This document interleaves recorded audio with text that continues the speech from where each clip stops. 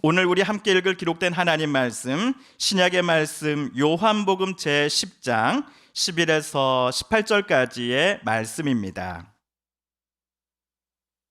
신약 163쪽경에 있는 요한복음 제10장 11에서 18절까지의 말씀 오늘 함께 읽고 묵상합니다. 나는 선한 목자라. 선한 목자는 양들을 위하여 목숨을 버리거니와 삭구는 목자가 아니요 양도 제 양이 아니라 이리가 오는 것을 보면 양을 버리고 달아나나니 이리가 양을 물어가고 또 해치느니라. 달아나는 것은 그가 삭군인 까닭에 양을 돌보지 아니함이나 나는 선한 목자라. 나는 내 양을 알고 양도 나를 아는 것이 아버지께서 나를 아시고 내가 아버지를 아는 것 같으니 나는 양을 위하여 목숨을 버리노라. 또 이 우리에 들지 아니한 다른 양들이 내게 있어 내가 인도하여야 할 터이니 그들도 내 음성을 듣고 한 무리가 되어 한 목자에게 있으리라. 내가 내 목숨을 버리는 것은 그것을 내가 다시 얻기 위함이니 이로 말미암아 아버지께서 나를 사랑하시느니라. 이를 내게서 빼앗는 자가 있는 것이 아니라 내가 스스로 버리노라. 나는 버릴 권세도 있고 다시 얻을 권세도 있으니 이 계명은 내 아버지에게서 받았노라 하시니라. 아멘. 요즘 신문이나 TV에서 이 글자 이거를 많이 보셨을 겁니다. 여러분 이거 어떻게 읽으십니까? MZ라고 읽으시는 분이 아마 저랑 비슷한 분들이실 거고요. 요즘 아이들은 이거를 MG라고 읽더라고요. MG세대. MG세대는 이 밀레니엄 세대의 영어 앞자 M과 또 Z의 이 Z를 합쳐 놓은 것입니다. 그런데 이 MG라는 말은요, 전 세계 어디에서도 사용되지 않는 우리 한국만의 신조어라고 합니다. 그래서 MG이든지 MZ라고 읽으시든지 간에 상관은 없습니다. 우리 성도님들은 이 어떤 연령대를 대상으로 MG세대라고 부른다라고 생각하십니까? 아마 저를 포함해 많은 분들이 MG 아니면 MZ세대는 오늘날의 10대 아니면 20대 젊은이들을 총칭하는 표현 아닌가요? 라고 생각하셨을 겁니다.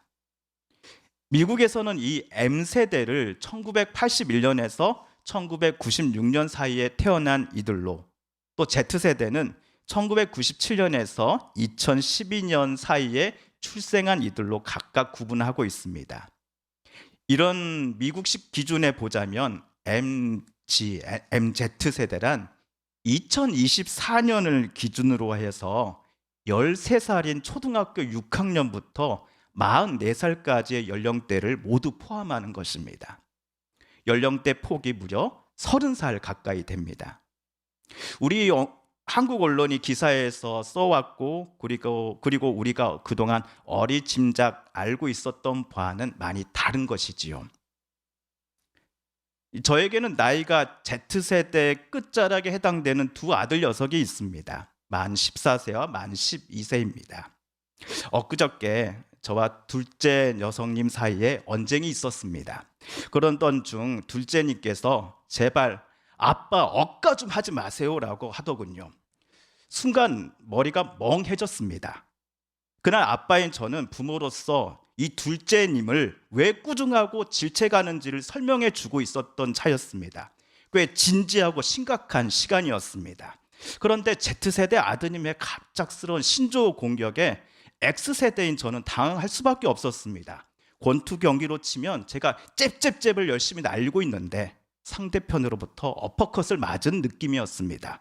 그렇다고 근데 억가가 도대체 무슨 말이냐? 라고 물어보며 제 호기심을 해결할 수 있는 당시 상황도 아니었습니다. 저는 그 뜻을 인터넷을 검색해보고서야 알게 되었습니다. 여러분 억가란 말 아십니까? 억가, 억지로 까다의 줄임말로 특정 대상을 비판 또는 비난하는데 그 이유가 말도 안 되는 억지인 경우에 사용하는 말이라고 합니다. 여러분 억가란 말 알고 계셨습니까? 그렇다면 신세대 할머님이시고 할아버지들이십니다. 그런 점에서 우리 예수님도 억가당하신 것이죠. 우리 교회는 성도님들의 연령대가 10대부터 90대까지 모두 계십니다. 그런데 우리 교회 내에 이 MG 세대에 해당되는 인원이 대략 몇 명 정도일까요? 우리 언론들이 흔히들 MG 세대라 하여서 지금의 10대, 20대 젊은이라든지 아니면 미국식 기준에 따라 학문적 정의에 따라 10대 중반부 나이대부터 40 중반까지의 연령대 모두를 포함하셔도 상관없습니다. 우리와 같은 농촌에 기반을 두고 있는 교회들에서 MG 세대를 만난다는 것은 정말 하늘의 별 따기만큼이나 점점 어려운 일이 되어가고 있습니다. 농어촌 교회들 중에 장년부 예배와는 별개로 교회학교 예배를 드리지 못하는 교회가 태반입니다. 우리 교회는 원로 목사님과 사모님 그리고 교회학교 선생님들의 헌신과 눈물로 인해 교회 학교 활동이 활발했었습니다. 그러나 올해부터 우리 교회도 교회학교 예배와 모임에 참석하는 학생들의 숫자가 점점 줄어드는 게 사실입니다. 물론 서울이나 도시에 기반을 둔 교회들 중에서도 우리와 같은 고민을 하고 있는 교회들이 점점 늘어가고 있습니다. 우리 사회가 MZ 세대라고 부르는 젊은 세대들의 수가 교회 내에서 급격하게 줄어들고 있는 현상은 도시 교회도 예외는 아니었던 것입니다. 2021년 갤럽이 발표한 한국인의 종교 분포 리포트에 따르면 남성보다는 여성이 고령일수록 종교를 믿는 사람의 숫자가 많았습니다. 반대로 연령층이 낮아질수록 비종교인의 비율이 높아졌습니다. 60세 이상 중에서 비종교인의 비율은 32%였습니다. 반면 30대의 비종교인의 비율은 62%, 19세에서 29세 사이에서는 자그만치 69%였습니다. 보고서에 따르면 우리나라 전체 20대 10명 중 3명만이 교회에 아니면 다른 종교를 가지고 출석하고 신앙생활을 하고 있는 셈입니다. 가정 안에서 부모와 자녀 또는 조부모와 손주들 사이에 신앙이라고 하는 유산의 승계도 과거만큼 원활하지 않습니다. 기성세대가 예를 들어 억가와 같이 MG로 대표되는 젊은 세대들만의 신조어를 이해할 수 없듯이 부모들은 자녀들을 이해하는 것이 더더욱 힘들어진 것이 사실입니다. 부모가 갖고 있는 신앙을 자녀들도 똑같이 소유할 것을 부모가 강요한다고 하여서 순순히 부모의 요청을 따라줄 요즘 아이들이 절대로 아닙니다. 2000년대 초반 도시에 기반을 둔 한국의 유명한 대형교회들은 젊은이들이 교회를 떠나는 이유 중 하나가 교회가 젊은이들의 취향을 무시했고 교회 안에 특별히 예배 안에 이것을 반영하지 않았기 때문이다라는 결론을 내렸습니다. 그래서 예배 시간에 드럼을 가져다가 연주하게 했고 청년 세대들로 구성된 밴드부가 대예배, 흔히 말하는 장년부 예배 시간을 찬양을 인도하게 했습니다. 또 어떤 목사님들은 가정 예배가 무너졌기 때문에 젊은 세대가 교회를 떠나고 있다라고 생각했습니다. MZ 세대들이 교회를 떠나지 않게 하려면 우선 각 성도들의 집에서 부모와 자녀들이 함께 드리는 가정 예배가 회복되어야 한다라고 그분들은 주장했습니다. 그런데도 청년 세대, 즉 MZ 세대로 불려질 만한 젊은 세대들은 교회 안으로 되돌아오지 않았습니다. 교회 안에 있다가 교회 밖으로 떠나버린 MZ 세대들이 오히려 더 늘어만 갔습니다. 미국의 어떤 연구팀의 조사에 따르면 청년들 또는 젊은 세대들이 교회 공동체와 구성원들로부터 제일 많이 갈망하는 것이 무엇인지 여러분은 아십니까? 그 조사에 따르면 첫째가 신앙 본질의 회복입니다. 둘째로는 깊이 있는 신앙을 추구하고 싶다는 것입니다. 미국 연구팀은 청년들이 의미 있는 사람이 되고 싶어 한다라는 결론을 조사를 통해 내리게 되었습니다. 이 연구팀의 조사 결과로부터 우리는 어떤 교훈을 얻을 수 있습니까? MZ세대 또는 지금의 젊은 세대들과 우리의 자녀 또 손주들 또래가 무엇을 좋아하는지, 어떤 것을 대체적으로 싫어하는지를 기성세대가 알아가려고 하는 노력은 분명 중요합니다. 그 노력의 조사 결과물들을 교회들은 자기네들이 처한 상황에 맞게 교회 내 청년들에게 또 청소년들에게 적절하게 활용하면 될 것입니다. 하지만 지금의 청년들도 기성세대만큼이나 신앙을 통해 지금보다 내일은 자신이 더 의미 있는 사람이 되고자 한다라는 사실을 교회들과 기성세대는 절대로 간과해서는 안 됩니다. 너희는 어리니까 아직 잘 모를 거야. 그래서 어른인 내가 너에게 알려줄게 라는 식으로 부모는 자녀에게, 교회는 교회에 속한 젊은이들에게 다가가려고 할 때가 솔직히 많았습니다. 그러나 신앙의 성숙도가 조금은 다를 뿐 젊은 세대들도 우리 기성세대들만큼이나 신앙의 깊이를 추구하고자 하는 존귀한 인격체이었다는 것입니다. 이런 점에서 오늘 우리가 읽은 요한복음에 기록된 예수님의 말씀은 기성세대 그리고 MZ세대로 대표되는 지금의 젊은 세대들 모두가 수없이 마음속에 새겨야 할 말씀임에 틀림없습니다. 우리 11절을 다시 한번 읽어볼까요? 시작. 나는 선한 목자라. 선한 목자는 양들을 위하여 목숨을 버리거니와. 아멘. 요한복음을 읽다 보면 예수님은 자기를 다른 이들에게 소개하실 때에 나는 뭐뭇이다 라고 말씀하시곤 했습니다. 그 중에 하나가 바로 오늘 11절에 나오는 나는 선한 목자이다 입니다. 참고로 국한문 성경과 영어 성경의 요한복음 10장 11절도 찾아서 화면에 함께 띄워보았습니다. 선한 목자라고 할 때 한자는 착할 선이요, 영어로는 굿이십니다. 그래서 오늘 11절을 읽을 때 어떤 분들은 예수님은 착한 목자라는 말이군 라고 생각하시곤 하셨을 겁니다. 하지만 11절만을 따로 읽지 않고 오늘 본문 전체 속에서 11절을 해석해 본다면 우리는 선하다라는 단어가 착하다, 순진하다라는 의미를 초월하고 있다는 것을 깨닫게 될 것입니다. 이것을 11절 후반부에 나온 예수님의 설명에서 우리는 보게 될 것입니다. 선한 목자는 양들을 위하여 목숨을 버리는 사람입니다. 그리고 14절, 15절도 우리 함께 읽어볼까요? 시작. 나는 선한 목자라. 나는 내 양을 알고 양도 나를 아는 것이 아버지께서 나를 아시고 아버지를 아는 것 같으니 나는 양을 위하여 목숨을 버리노라. 아멘. 남을 위해서 자기 목숨을 버리는 사람을 가리켜 착한 사람이라는 단어만 가지고 표현하기에는 많이 부족해 보입니다. 저는 예수님께서 선한 목자다라고 자신을 소개하실 때 쓰신 이 선한이라는 단어가 다음과 같은 이유 때문이다라고 생각했습니다. 첫째로 하나님 아버지께서 성자 예수님을 아시고 성자 예수님도 하나님을 잘 알고 있기 때문입니다. 서로를 알다를 17절에 나온 예수님의 표현으로 바꿔보면 서로를 사랑한다입니다. 그렇다면 하나님 아버지는 성자 예수님을 사랑하셨고 성자 예수님도 하나님을 사랑하셨습니다. 그런데 성부와 성자 하나님의 사랑과 존중이 하나님이 만드신 피조물인 우리들에게까지 밝은 빛처럼 비춰진 것입니다.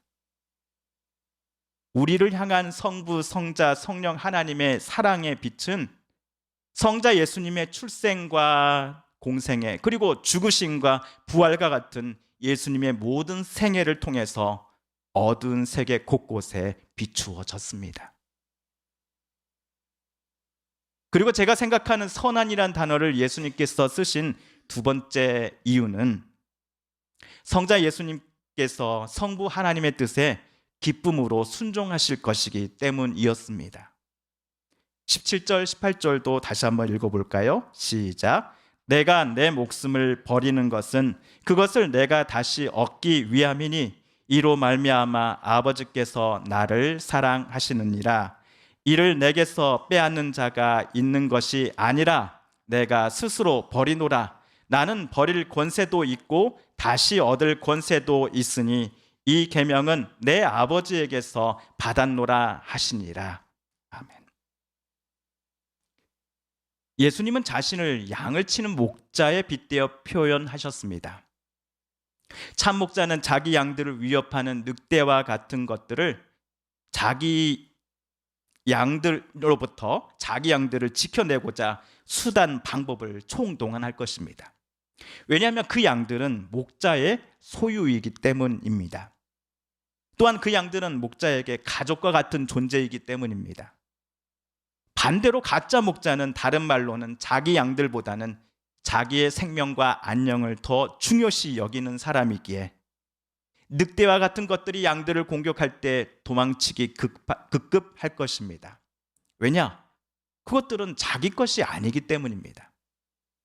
일당을 받고서 일당을 받은 만큼만 남의 양들을 잠시 동안만 돌봐줄 생각이었기 때문이었죠. 그렇다면 선한 목자이신 예수께서 기쁨으로 순종하고자 하셨던 성부 하나님의 뜻이 무엇인지가 저와 여러분에게 전보다는 지금 더 뚜렷하게 다가오지 않았을까 싶습니다.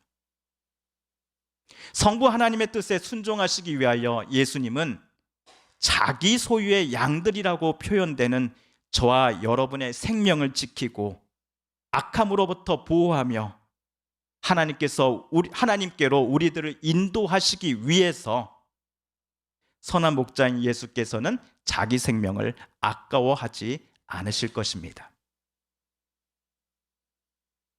그런데 여느 때보다도 어제 제가 설교를 준비할 때 읽은 16절 말씀은 저에게 새로운 감격을 느끼게 해주었습니다. 이 울타리에 있지 아니한 다른 양들에게도 나는 그들의 목자가 되어 그들을 인도할 것이다 라고 예수께서 말씀하셨음이 참으로 부끄러운 고백입니다만 제가 여태까지 요한복음을 읽을 때는 느끼지 못했던 색다른 감격으로서 제 안에 찾아왔기 때문이었습니다. 16절은 교회라는 공동체 안에 소속된 성도들뿐만 아니라 교회에 아직 소속되지 않은 사람들 또는 교회에 있었으나 여러 이유로 교회를 스스로 떠나고 교회 밖에 머물고 있는 이들 모두를 예수님께서 내 양이다라고 선언해 주심을 뜻합니다. 16절은 지금은 울타리 밖에 있는 그들을 이미 벌써 울타리 안에 있는 양들처럼 예수께서 가장 선한 길로 인도하시겠다라고 하는 주님의 발언입니다. 그런데 예수님은 교회를 이미 또는 지금 다니는 사람들뿐만 아니라 교회 밖에 있는 사람들을 위한 선한 목자가 되고자 하셨고 교회 안팎의 모든 사람들을 보호하고 생명을 지키기 위해서 자기 생명을 기꺼이 내려놓으심마저도 성부 하나님의 뜻이었음을 주님은 오늘 말씀하십니다. 이를 두고서 요한은 요한일서 3장 16절과 23절에서 이렇게 썼습니다. 그가 우리를 위하여 목숨을 버리셨으니 우리가 이로써 사랑을 알고 우리도 형제들을 위하여 목숨을 버리는 것이 마땅하니라. 그의 계명은 이것이니 곧 그 아들 예수 그리스도의 이름을 믿고 그가 우리에게 주신 계명대로 서로 사랑할 것이니라. 예수님께서 교회 안팎의 사람들을 위해 자기 목숨을 버리심은 성부 하나님의 뜻에 순종하기 위해서였습니다.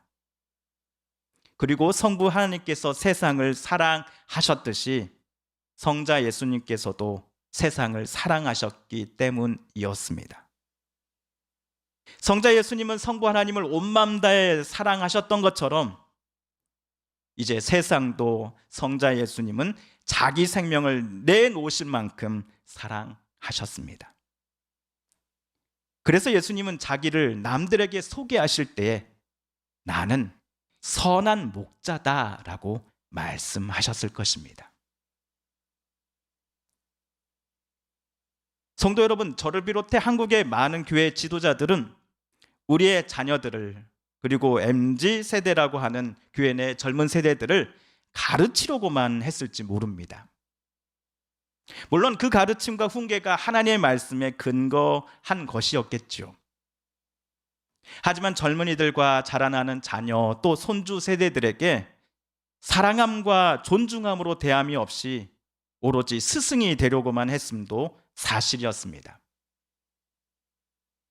그러므로 오늘 성경 본문에 나온 예수님의 말씀처럼 기성세대인 우리들은 내 아이들과 손주들을, 그리고 성도들과 우리의 이웃들을 존중하며 진심으로 사랑하고자 애써야 할 것입니다.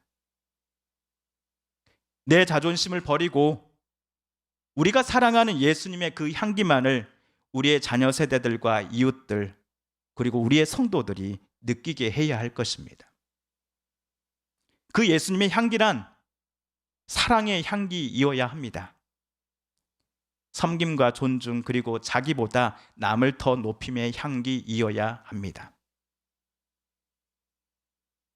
남들 앞에서 우리가 해박한 성경 지식과 어려운 교리를 쉽게 풀어냄도 분명 중요합니다. 그러나 자기 목숨을 버릴 만큼이나 세상 모든 일을 사랑하셨던 선한 목자이신 예수님을 누군가는 저와 여러분으로부터 느낄 수 있어야 합니다. 전도는 도를 전하는 것이다라고 말합니다. 교회에 등록하지 않은 불신자를 우리 교회에 등록하게 하는 것은 전도의 목적이 아니다라고 저는 생각합니다. 여호와는 내 영혼을 소생시키시고 자기 이름을 위하여 의의 길로 인도하십니다라는 이 다윗의 고백이 저와 여러분의 것이기도 합니다. 마찬가지로 아직은 예수님을 인격적으로 만나지 않은 분들도 언젠가는 하나님을 생각하면서 우리와 같은 고백을 하게 되기를 소망하는 것이야말로 전도의 참 목적이라고 저는 생각합니다. 그렇다면 전도의 첫 시작은 무엇일까요? 선한 목자이신 예수님처럼 우리도 서로 사랑하는 것이 아니겠습니까? 함께 기도하겠습니다.